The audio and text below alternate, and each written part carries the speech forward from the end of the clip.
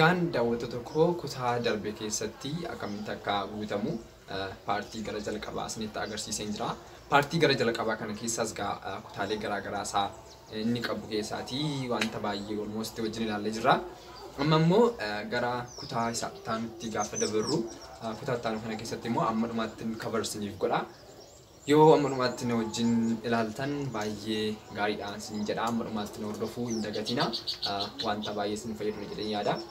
Kanaafi mala salphaa kanaatiin scholarship GTMA, TOEFL, SAT, ITLS warra kana malee guuttachuun ni dandeessu. Kanaaf na hordofaa isin jedha jechuudha. Amma contact info keessan itti buutu jechuudha. Contact info keessan countries jiraatan eessaa kan isaan contact siin gochuu danda'ani. Itoophiyaa matti contact na godhan ta'eef Itoophiyaan jira. Country isaanitti city isaanitti contact na gochuu danda'an fakkeenyaaf tun Finfinnee jedhee yookiin immoo Addis Ababa jedheeti gaariidha maaliif isatti natti dhiyaata. Kana booda postal code hin qabu waan ta'eef akkasumatti 00 jedhee yoo guute yookiin immoo yoo dhiistan isin dabarsin dhiisuu danda'an ta'eef 00 jedhaa guuta. Hoomii hin qabu lakkoofsa bilbilaa kan koo guuta. Garuu immoo lakkoofsa bilbilaa asirratti guutu kun lakkoofsa bilbilaa sirrii mina akkasumatti agarsiisuufidha. Fayyuma kun torbaatama akka akkasumatti jechuudha. Nguutaa kudhan nguutaa guutuu danda'an beeku. Street kan jedhu kana qabalee keessa jiraatan guutaa fakkeenyaaf fi magaalaa Bishooftuu keessaati yookiin immoo iddoo isaan 01 qabalee yookiin immoo Finfinnee keessaa 05 qabaleen jiraadha. Building number yookiin immoo building number ni lakkoofsa manaadha. Isa lakkoofsa manaa keessan fakkeenyaaf akkasumatti guutuu dandeessu. Inni kun rakkinaan qabu. Door number keessan fayyama akkasumatti beeku. Door number biyya keenya keessatti waan akkasii ammasumatti waan miti. As bakkeetti kan agartanii my contact is different from religion. Bakka jiraadhu irraati yoo adda ta'e isaan kana guutuu jechuudha. Yoo kana booda dhiistanii bira dabartu. As bakkeetti kun akkuma argitanii naannoo kana waggaa meeqaaf jiraatte fakkeenyaaf magaalaa Bishooftuu keessa waggaa 4 waan hin jiraaddeef waggaa 4 jedheen guutaa jechuudha. Amma addeen jiru kana. Gara social media yeroo dhufnu social media keessanii linkii isaa ergi profile keessan bantanii kun akka argitan kana link line isa kun kana yoo bantanii copy paste gootu irra keessa jechuudha kunola. Irra keessaatti copy paste gootanii bifa kanaatiin paste cinaatti gootu jechuudha. Bifa kanaatiin salphaamatti wanta social media keessanis gootu dandeessu jechuudha. Kana wala save jettu. Iddoo kana dhuftanii education information irra amma jechuudha. Baay'ee kan isin seeraan eeggatanii guutuu qabdan isa kanadha. Maaliif tokko yoo guutan tokko itti dabartoo jechuudha. Amma middle school information yoo guunne kutaa kamitti fudhattee middle jechuun kutaa 7-8 jechuudha. Kutaa 7-8 city yookiin immoo iddoo kamitti fudhattee kan jedhuuf isti Wallaggaa keessatti fudhadhu waan ta'eef magaalaa Naqamtee waan jireef isti Wallaggaan jedha. Manni barumsaa keessan hin jiraata ofiisaati jechuudha. Manni barumsaa keessan yoo hin jiru ta'e garuu naannumatti yoo sana guutaa fakkeenyaaf Dibooraa waan ta'eef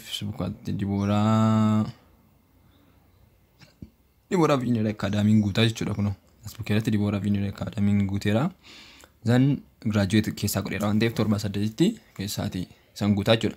Graduate waan keessanii sirriitti guutuun irra jira. Kana sirriitti eegaa guutaa.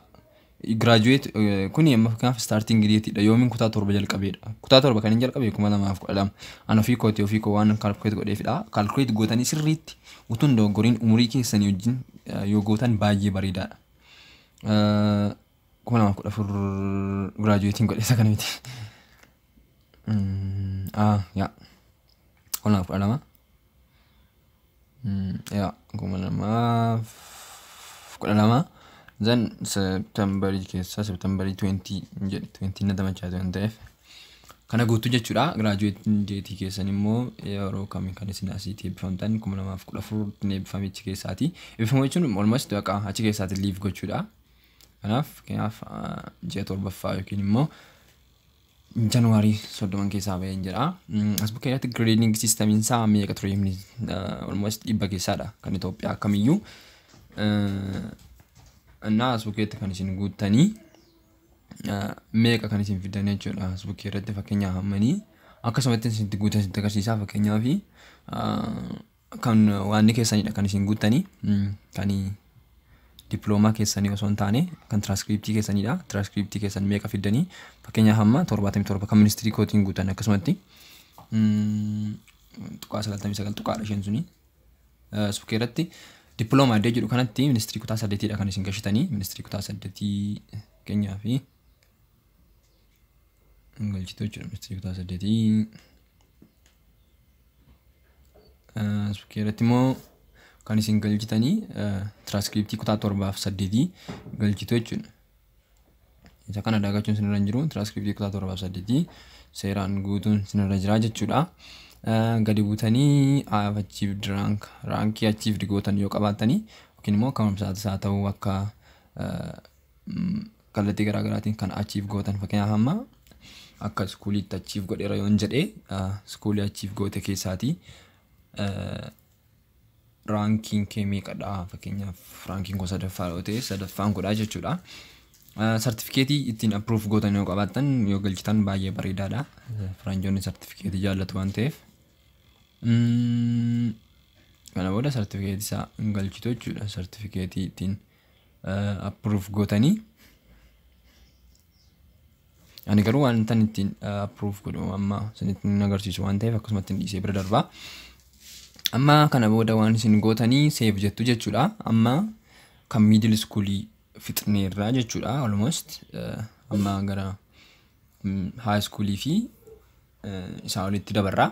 Kanaaf warra kaan hundumaa yoo guutuu barbaadan kan isin gochuu qabdan warra xiqqoorraa yookiin immoo middle school irraatii ka'uun isin barbaachisaa jechuudha. Iddoo kanatti akkuma argitanii kun dhumeera amma kan isin gochuu qabdan high schoolii deemnaa jechuudha. High schoolii guutnaa high school irratti click gootanii isa guunnaa jechuudha. Kan high schoolii fakkeenyaaf iddoo kanatti kan isin gaafatu iddootti country yookiin immoo biyyatti fudhatannaa. Almost namni Itoophiyaa waan fudhate waan ta'eef Itoophiyaa jenna. Iddoo kanatti siitiin itti fudhadhee magaalaa Naqamteen jiru garuu isti Wallaggaan jedha akkasumatti isti Wallaggaa jedha. As bukkeerratti manumsaa itti fudhadhee askiidha. Askii secondary and preparatory schoolidha.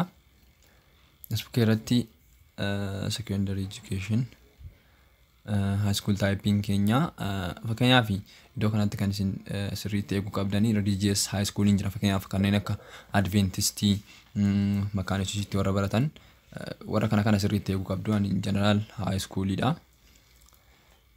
Isin immoo kana sirriitti eeguu isin irra jira jechuudha. Achi graduate godhee baheera waan ta'eef amma starting grade koo fi graduating grade koo nan guutaa jechuudha. Kan inni achitti graduate godhee 2014ttidha. No, kan hin galee jechuudha nama. Kan hin galee 2014 kan hin graduate godhee keessaa bahee garuu 2016ttidha. August keessa kan hin bahee 20 kana booda jedheen keessaa bahaa jechuudha kana keessaati. Iddoo kanatti akka argitan transcriptii koo guutuun dura qoy as bukkeetti grade typing koo yeroo kan inni ittiin keessaa ba'ee kutaan 10 yookiin immoo kutaa 10tti yeroo baatan grading systemiin isaa 4 keessaa waan ta'eef yookiin immoo kutaan 10 jechuudha 4 keessaadha kan isin fudhattanii. Kanaaf isaa fakkeenyaaf 4 keessaatii ama fiddanii fakkeenyaaf yeroo sanatti ammanii 4 fidanii kan inni keessaa ba'ee kana booda kan fiddan guutuu jechuudha pointii isaa wajjinii pointii isaa 00dha. Iddoo kanatti dhuftanii dippiloomaa iddoo jedhu kanatti transcriptii keessan osoo hin taane kan maatirikii kutaa 10dha kan isin guutanii. Maatirikii kutaa 10 isaa dirqama keessanidha kan isin guutuun isinirra jiru. Transcriptii kutaa 9 fi 10dha. Iddoo kanatti immoo kan guutanii jechuudha transcriptii kutaa 9 fi 10dha. Achieved gootan qabdu yeroo achi baatanitti wanta yeroo sana wanta achieve gootan kan inni isin gaafatu. Kanaaf fakkeenyaaf akka iskuuliitti yoo qabdu ta'e raankii yeroo sana fakkeenyaaf tokkoffaa jedhee kanatti bakka guutuu jechuudha achiiti sartifikeetii ittiin verify gootan ni qabdu sidhee isin gaafata. Gara gadiitti immoo kunoo yuunivarsiitii egzaamii fudhattee taanaan jedhaa jira.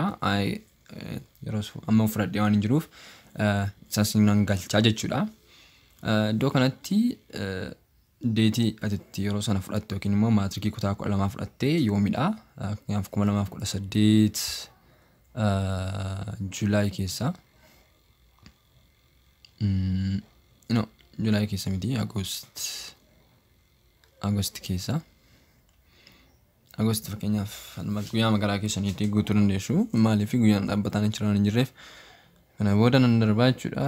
Asbukeetti immoo dhufee grading system isaa dhibba keessaa waan ta'eef dhibba keessaa fakkeenyaaf manii yeroo sana kan hin fide 60 iddoo kanatti kan isin raanfachuu hin qabne maatirikii 700 keessaa argattan sana 7 firtanii kan isin addana kana keessanii maaliif grading systemiin keessan 700 keessaa addana irratti waan hin jirreef gara dhibbaatti gad deebistu jechuudha. 7 firtanii gara dhibbaatti gad deebistu fakkeenyaaf hamma kan koo yeroo sanaa yoon 7 firee naannoo 69 dhufa. Kana booda decimal pointii qabaa kan jedhudha. Decimal pointiin koo waan hin qabneef 69 waan ta'eef 0 godha jechuudha. Kana booda maatirikii kutaa 12 keessanii hin guuttu jechuudha. Maatirikii kutaa 12 keessan dhuftanii irratti kilik gootanii hin guuttu jechuudha. Kana booda hin dabartu achiif gootan qabdu wanta achiif gootan yeroo sanatti jechuudha. Sadarkaa itti achiif gootan yoo qabaattan akka mana barumsaattis akka biyyaattis yoo qabaattan isaa irratti kilik gootanii wanta fudhattanis hin dubbattu jechuudha. Amma kana seevin godhaa.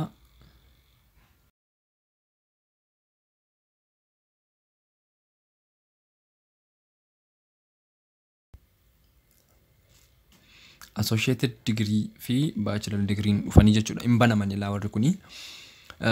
Warra sanatu hin guutiin warri kun foormii warra kanaa guutuu hin dandeessu. Kanaaf warra sana yoo sirriitti guuttee warri kun siif banamu jechuudha.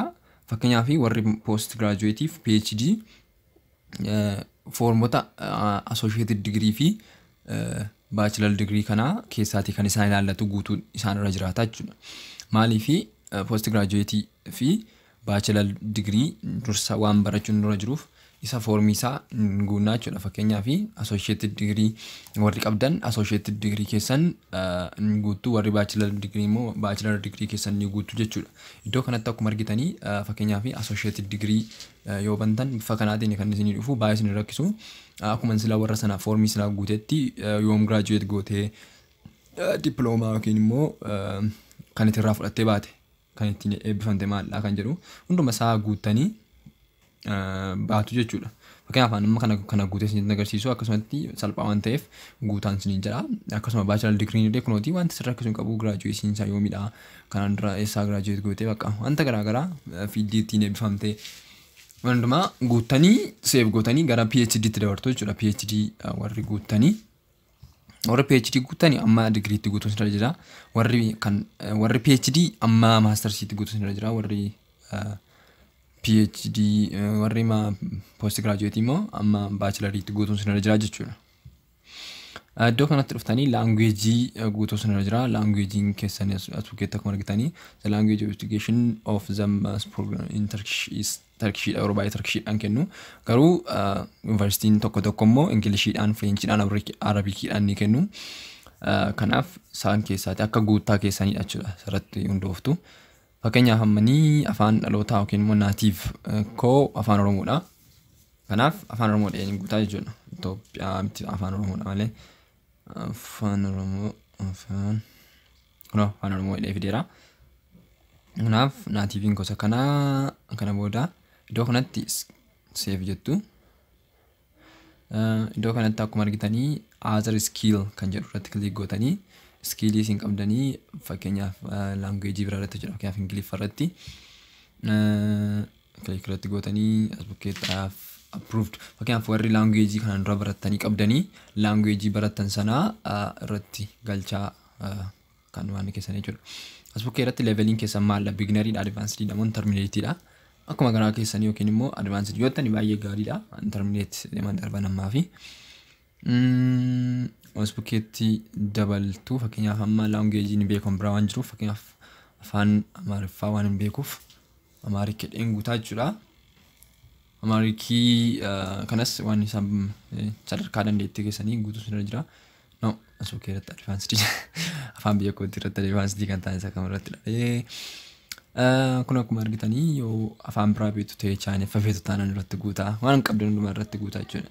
As bukkee irratti language biyya Turkii beektanaan jedhaa jira hin beeku. Kana booda saving jedhaa jechuudha. Amma guutummaa guutuutti kana fixeeraa amma work experience irratti darba. Work experience kun yeroo baay'ee kan guutamu warra kanaan dura hojii hojjetaa turtan. Fakkeenyaaf degree eebbifamtee hojii hojjetete taanaan isa irratti guutus irra jira. Positionii maaliidhaanii kaampaanii kam keessa hojjettee yoom jalqabdee yoom immoo keessaatii baatee isa dhaan jechuudha. Kanaafi kun yeroo baay'ee warra waan nifidha. Warra kanaan dura hojjetee warra maastersii fa'aa dorgomuuf PhD fa'aa dorgomuuf waan kuni. Iddoo kanatti immoo akkuma argitanii dookumentii keessanii kan isin galchatanii dookumentii CV keessanii jechuudha. Kanaaf kun rakkina qabu biraan darbatuun guutini. Sokee irratti warri GMT TOEFL sa'aatii namni qabdan galchuu dandeessu warri qabdan jechuudha. Maaliif if available waan jedheefi hin galchitu jechuudha. Sa'aatii keessan galchitanii yoom achi keessaati akka graduate gootanii yoom akka fudhattanii grading keessan meeqa akka ture provided documentii yookiin immoo documentii keessan kan ittiin galchitan footoo saamnaanii sin gaafata. Isallee galchuun sinirra jiraata. Kana yoo guuttan bareedaadha. Social activity dhagaa baay'ee kan sin barbaachisu yookiin immoo scholarship guutuudhaaf wantoonni kun baay'ee sin barbaachisu maaliif wantoota sin hojii sin hojjetan irratti faranjoonni baay'ee jaallatu waan ta'eef jechuudha. Hojii kana jalqabini. Fakkeenyaaf scholarship certificate keessaati tokko kan hin fudhadhee isinitti nima. Fakkeenyaaf first Lego League track irratti robotics irratti dorgomee waan tureef fakkeenyaaf enter the name of award irratti kan galcha award or project irratti projecting kan yeroos first Lego League track yoo ture sarratti fakkeenyaaf san galchaa jechuudha. Maqaa projectii keessanii galchitu yeroo kamittidha kan isin certificate kana fudhattanii fakkeenyaaf 2017 bultii 7 irratti dhaan hin fudhadhe. Kanaaf 2017 bultii 7 jira jechuudha. Sirrii 2017 bultii 7 Septembarii osoo hin taane Oktoobarii keessaa Oktoobarii kana keessaa hin fudhadhe. Oktoobarii 7 jechuudha. Kanaaf isa kana wanni gochuun irra jira. Oktoobarii no 17 bultii 7. Amma kana bira darbeeraan institutionii irraa fudhattanii barreessituu. Fakkeenyaaf institutionii ani irraa fudhadhee Fooqaa Science and Engineering Centeridha. Kanaaf isa irraa fudhattaniin guutuu sinirra jira jechuudha. Bakka isaan institutionii isaa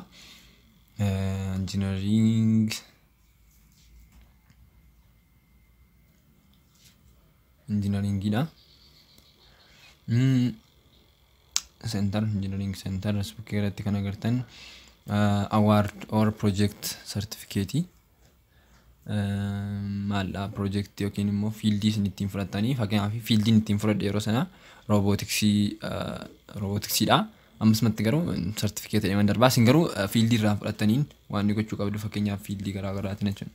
Asbukkee irratti certificate isaa itti gashitu. Gara gadii kanatti immoo description isaa barreessitu jechuudha. Description isaa barreessaa. Description jechuun waa'ee projectii keessanii immoo certificate fudhattan sanaa jechuudha.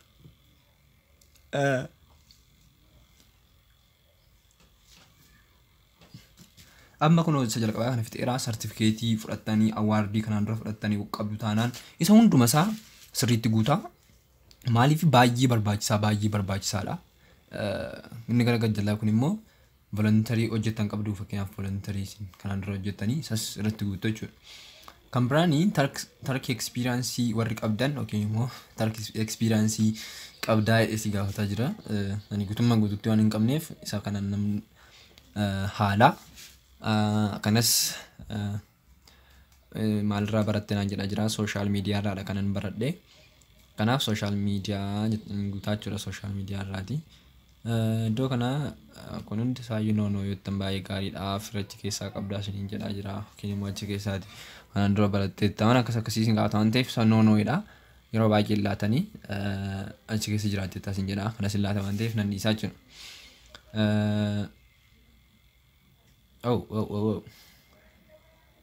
Amma fixeeraa jechuudha. Almost fixeeraa.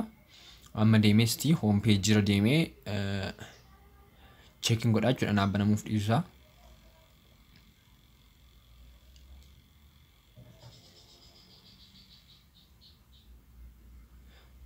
Kun akkuma argitan kana wanta naaf jiraachaa jira. Read explanation kun ishee kana saving gooni fakkaata sila. Yaa saving gooni nafe. Qo'inde kanatti barreessina. Facebook irratti kan oddee social maalirraa baratte kan jedhu social media jedhee saving gooni inni bira darbee. Kanaaf ishee guutuu kana booda wanta hin jiru save jettu jechuudha. Gaafa save gootaniin badaa isheen read explanation marking kuni. Bakka amma deemee home page jiraati.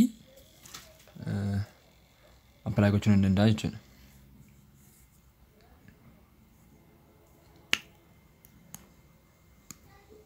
Akkuma argitan kun undergraduate scholarship programii apply gochuun hin danda'a. Art scholarship programs kanas apply gochuun hin danda'a jechuudha. Kanas iddoo kanatti hubachuun isinirra jiru iddoo kanatti gaafa apply gootanii wantoota baay'ee ganas hin gaafata jechuudha. Inni baay'ee salphaadha. Amma kanatti deemtanii dhuftanii taanaan isa kana achi foormii isaa wantoota garaagaraa barreessuu isaa seenaa jireenya keessanii wantoota tokko tokko si gaafata waan ta'eef isallee gidduutti chaatii fayyadamna. Dhiifama.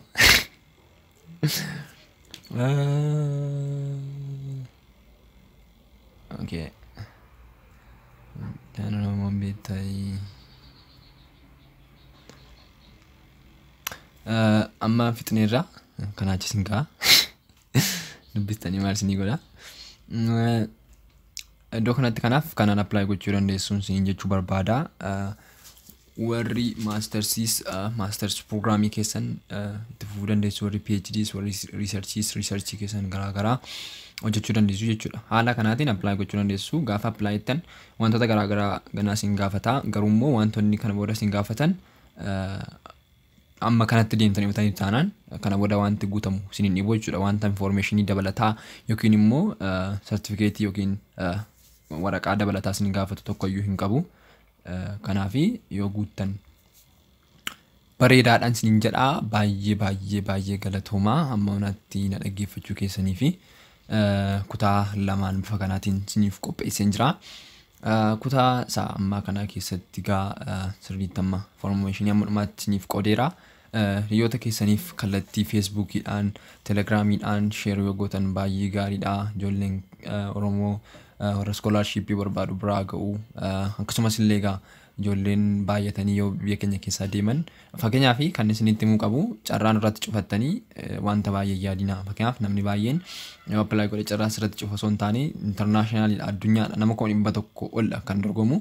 Kanaaf illee kanatti yoo yaadne baay'ee gaariidha isiniin jedha. Baay'ee galatoomaa amma dhumaatti dhaggeeffachuu keessanii fi komentii barreessuun dagatinaa yaadichi bareedaadha jajjabeeffamuu qabaa kan jettanii komentii barreessaan isiniin jedha. Warri download gootanii ilaalaa jirtan illee galtanii gaafa YouTube irra galtan komentii barreessuun dagatinaa. Komentiin baay'ee nama jajjabeessa waan ta'eef baay'ee galatoomaa amma dhumaatti hordofuu keessanii fi amma qophii biraan argamutti baay'ee galatoomaa.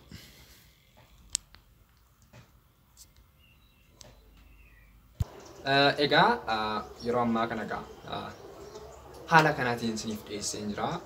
Kutaa lamaan kanaan scholarship akkamitti akka guutamu hiriyoota keessaniif akkuma nama jedhee share gochuu hin dagatinaa. Subscribe gochuu ofuma keessaniis hin dagatinaa. Baay'een isin galateeffadha. Kaameraa kan nama Triple Esco. Anaaneliin baay'een galateeffadha. Waan wajjin turtaniif galatoomaa. Ciao.